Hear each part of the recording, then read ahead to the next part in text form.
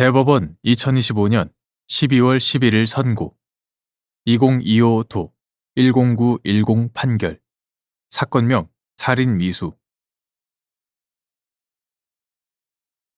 1.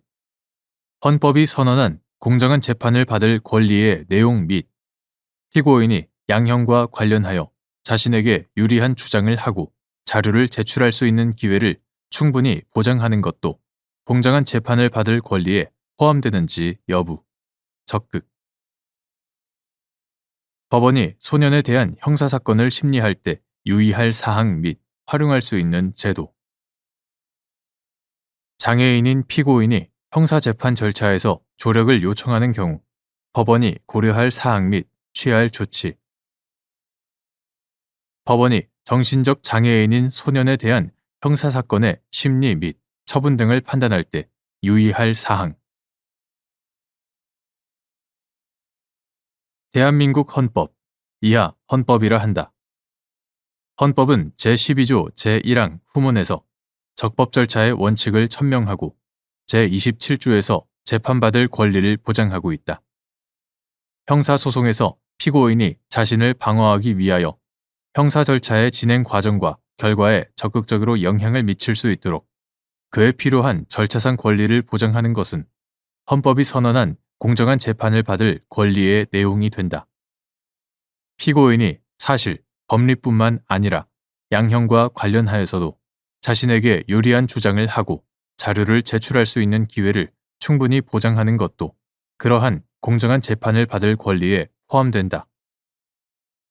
소년법은 반사회성이 있는 소년의 환경 조정과 품행 교정을 위한 보호 처분 등에 필요한 조치를 하고 형사 처분에 관한 특별 조치를 함으로써 소년이 건전하게 성장하도록 돕는 것을 목적으로 한다. 소년법 제1조.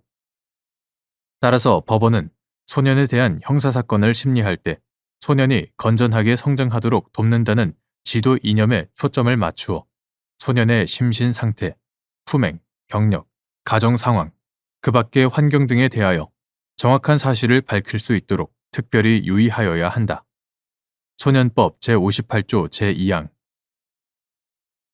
이를 위해 법원은 소년에 대한 형사사건에 관하여 필요한 사항을 조사하도록 조사관에게 위촉하거나 소년법 제56조. 판결 전 조사 제도.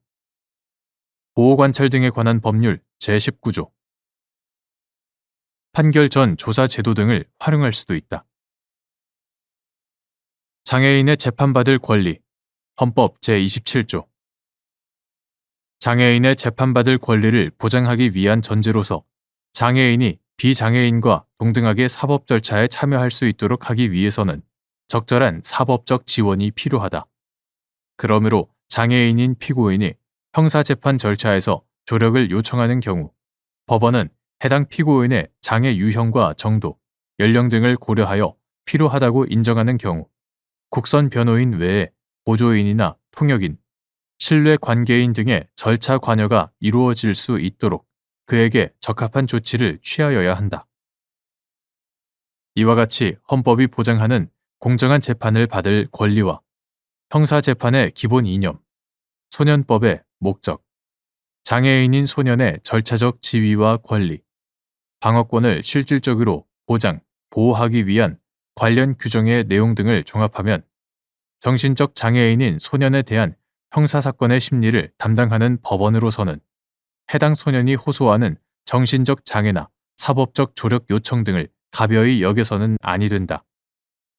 그뿐만 아니라 해당 장애의 내용과 정도, 그 장애가 범행에 미친 영향이나 장차 사회적 행동에 미칠 영향, 재범의 위험성 및 치료 감호시설에서의 치료의 필요성 등에 관하여 조사 또는 감정을 실시하는 등으로 개별 사안에서 적합한 방법으로 구체적 사정을 충실하게 심리하고 이를 바탕으로 범행 당시에 피고인이 심신장애의 상태에 있었는지, 검사에게 치료 감호 청구를 요구할 필요가 있는지, 해당 피고인의 소년이자 정신적 장애인으로서의 특성을 고려한 적합한 처분이 무엇인지 등을 신중하게 판단할 필요가 있다.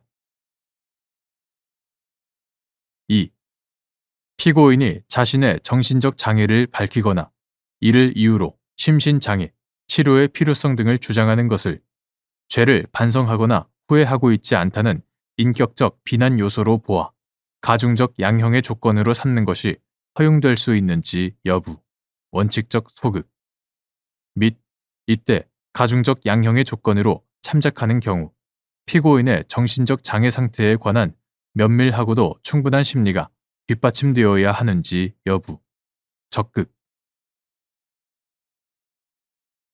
장애인인 피고인은 형사사법 절차 내에서 자신의 장애 등을 밝혀 관련 법령에 근거한 각종 조력을 받아 충분한 방어 행위를 할 수 있는 권리가 있고 이를 실질적으로 보장함으로써 법 앞에 평등.